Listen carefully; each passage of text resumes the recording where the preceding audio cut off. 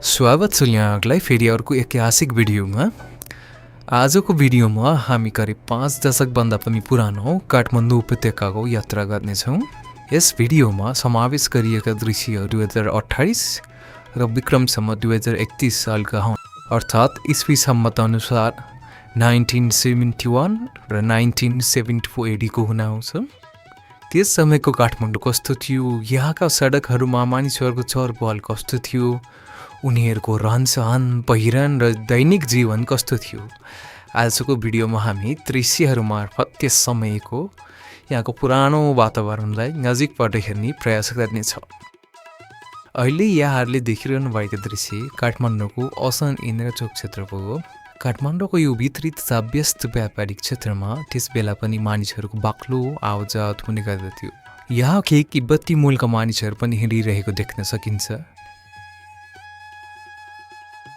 अब ध्यान दिएर यहाँ हेर्नुहोस्, पर्वको समयमा बाजागाजासहित स्थानीय बासिन्दाहरू धार्मिक तथा सांस्कृतिक गतिविधिमा सहभागी भइरहेको दृश्यहरू यहाँ देख्न सकिन्छ। विशेष गरी नेवार समुदायका महिला तथा पुरुषहरू पर्वको सिलसिलामा मन्दिर परिषदका प्रवेश गरिरहेको देख्न सकिन्छ। र अहिले भिडियोमा देखेको यो दृश्य काठमाडौँको प्रसिद्ध आकाश भैरव मन्दिर अगाडिको क्षेत्र पो हो। यस्ता पुराना दृश्यहरू हेर्दा त्यस समयका काठमाडौँका भित्री सडकहरूलाई नजिकबाट बुझ्न सकिन्छ। बिहानदेखि बेलुकासम्म मानिसहरू आफ्नो दैनिक कामका लागि यताउता हिँडिरहेका देखिन्छन्। कतिपय समयमा सडकहरू निकै व्यस्त देखिन्छन् भने बिहानको समयमा यी सडकहरू निकै शान्त पनि देखिन्छ। तर यी दृश्यहरूमा सबैभन्दा रोचक कुरा भनेको त्यति बेलाका काठमाडौँवासीहरूको रहनसहन र पहिरन हो। धेरै पुरुषहरूले टोपी लगाएको देख्न सकिन्छ, विशेष गरी ढाका टोपी तथा भातगाउँले टोपी त्यस समयको पहिरनमा निकै सामान्य देखिन्छ।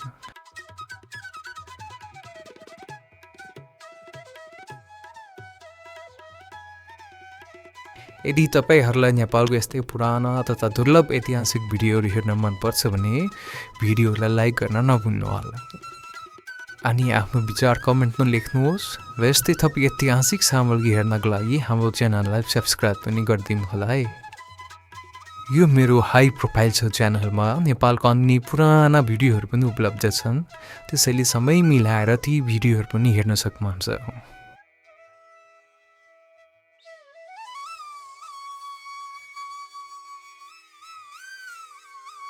अब यहाँहरूले कृष्ण मन्दिर परिसरको दृश्य देखिरहनु भएको छ।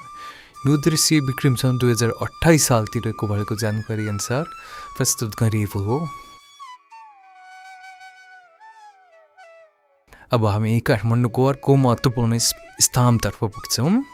यहाँ स्वयंगोनाथ नजिकै रहेको विष्णुवती नदी किनारको दृश्य देख्न सकिन्छ। साथै माथिल्लो भागमा स्वयम्भूनाथ पनि देख्न सकिन्छ।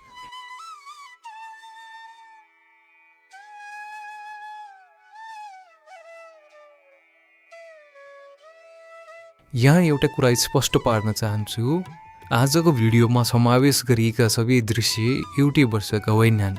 यो भिडियोमा विक्रमसम्म 2028 र विक्रमसम्म 2031 सालका विभिन्न दृश्यहरूलाई मिलाएर प्रस्तुत गरिएको छ।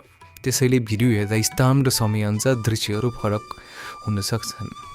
सन् 1974 अर्थात् विक्रमसम्म 2031 सालका केही दृश्यहरू हेनरिच फ्यामिलीद्वारा रेकर्ड गरिएको स्रोतबाट प्राप्त भएका हुन्, त्यसैले यी दृश्यहरूको श्रेय उहाँहरूलाई जान्छ।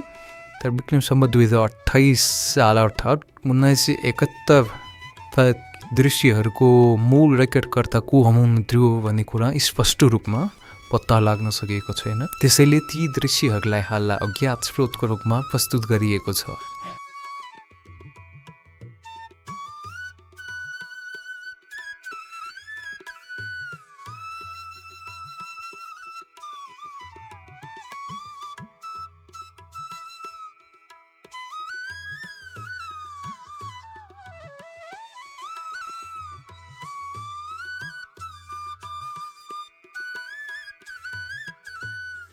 अब फेरि काठमाडौँको अर्को ऐतिहासिक दृश्यतर्फ लागौँ। यहाँहरूले पाटन दरबार स्क्वायरमा रहेको योग नरेन्द्र मल्लको शालिग देख्न सक्नुहुन्छ। अहिले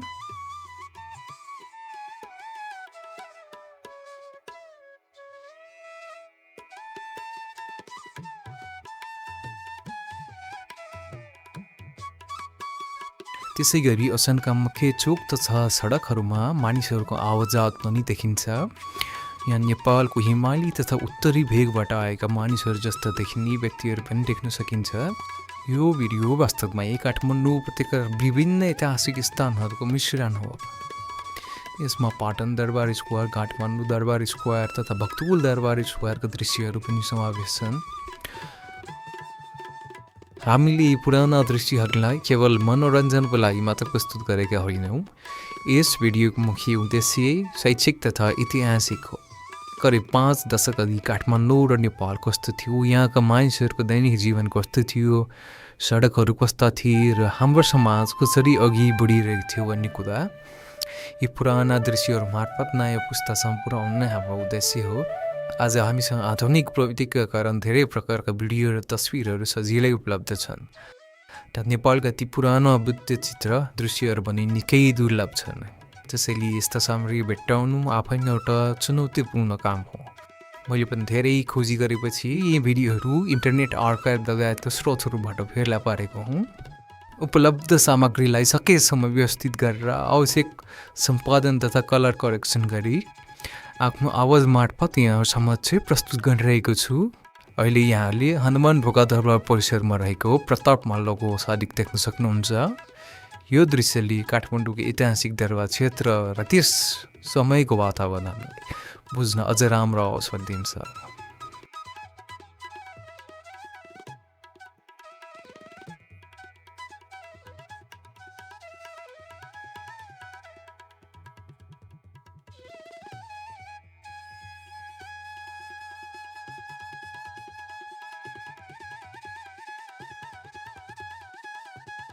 अब हामी असनबाट इन्द्रचोकतर्फ जाने बाटोमा छौँ। यो बाटोको भित्रपट्टि दायाँतिर मक्सिन्द्र बहालभित्र रहेको मन्दिरको दृश्य हेर्न सक्नुहुन्छ। काठमाडौँको यस्ता बहाल मन्दिर र पुराना कैलीहरू यहाँको प्राचीन नेवार सभ्यता तथा वास्तुकलाका महत्त्वपूर्ण हिस्साहरू हुन्। यस्ता स्थानहरू आज पनि काठमाडौँ भ्रमणमा आउने पर्यटकको लागि आकर्षणको केन्द्र बन्ने गरेका छन्।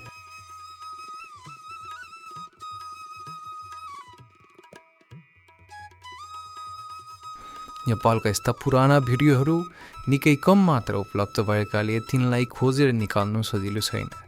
धेरै समय र मेहनतपछि यस्ता दुर्लभ दृश्यहरू भेटिन्छन् र भेटिएपछि पनि तिनलाई सम्पादन गर्ने, आवश्यक कलर करेक्सन गर्ने र ऐतिहासिक वातावरणलाई सकेसम्म जोगाउँदै यहाँहरूसम्म प्रस्तुत गर्ने काम गरिरहेको छु।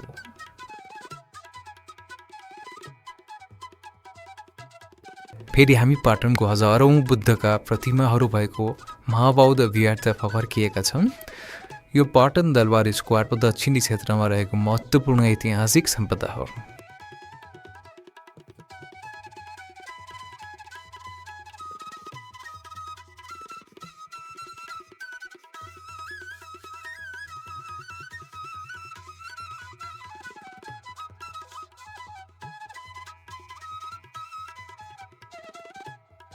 अहिले यहाँहरूले सोमनाथ परिसर वरिपरिको दृश्य देख्न सक्नुहुन्छ। यी दृश्यहरू हेर्दा एउटा कुरा महसुस गर्न सकिन्छ, समय परिवर्तन भएको छ, काठमाडौँ परिवर्तन भएको छ, तर यी ऐतिहासिक समुदायले हाम्रो विगतलाई आजसम्म पनि जोडेर राखेका छन्। स्वयम्भूनाथ काठमाडौँको मात्र नभई सम्पूर्ण नेपालको महत्त्वपूर्ण धार्मिक तथा सांस्कृतिक सम्पदा मध्ये एक हो। त्यस समय पनि यहाँ नेपालीहरूका साथै नेपाल भ्रमणमा आएका विदेशी पर्यटकहरूको उपस्थिति देख्न सकिन्छ।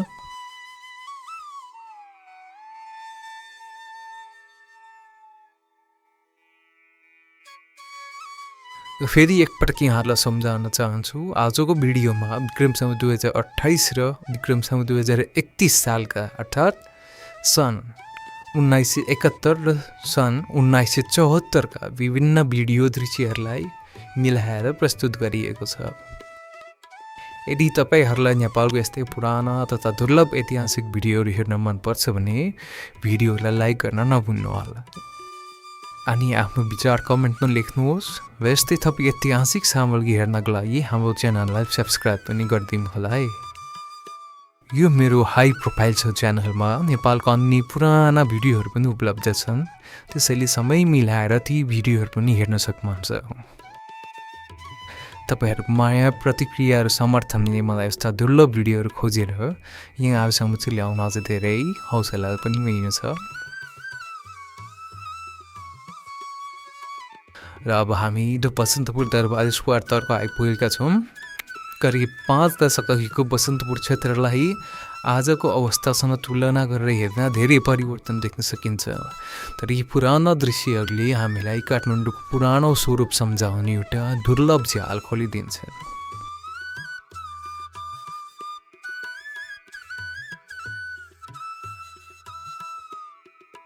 करिब 5 दशक अघिको काठमाडौँलाई यी दुर्लभ वृत्तचित्र मार्फत हामीसँग हेर्नु भएकोमा यहाँहरू सबैलाई धेरै धेरै धन्यवाद। फेरि नेपालको अर्को दुर्लभ तथा ऐतिहासिक भिडियो लिएर उपस्थित हुनेछु। त्यतिन्जेल बेला बिदा दिनुहोस्। धन्यवाद।